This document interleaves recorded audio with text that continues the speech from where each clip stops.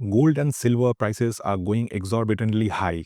But let's look into this from a different perspective. That is, these metals are finally unlocking their intrinsic trapped valuations. In the year 1971, the US dollar was stealing completely from the gold standard.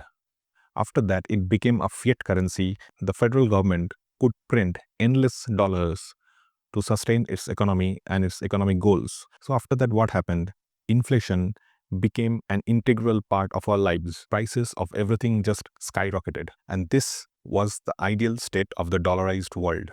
Now, today, economies across the world have reached certain metrics, whether it is the net worth of individuals in billions, whether it is the valuations of certain companies in trillions, or whether it is the national GDPs of certain countries in upwards of trillions. This financialization of the world is an attained standard and not something which is really backed by some hard asset. So what is the peculiar thing happening right now? The US, as you all know, is under a huge amount of debt that is almost reaching $40 trillion.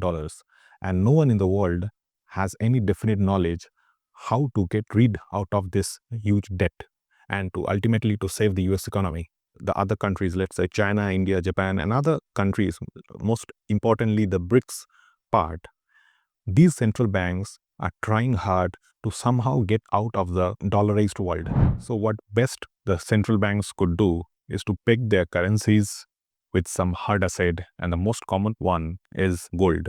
Therefore, it is mainly for this reason the prices are going up. The banks are recklessly buying and stacking gold. Now imagine if with the present economic metrics or the money supply in the market, if the banks need to peg a significant amount of their currency with real gold, then two things could follow.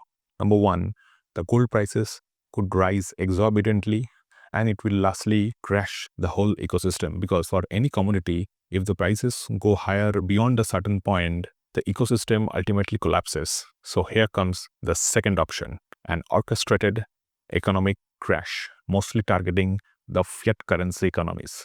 The present high valuations could be slashed down, the whole metrics could go through a reset, all the prices could be stabilized, and you get an opportunity to start from the very beginning.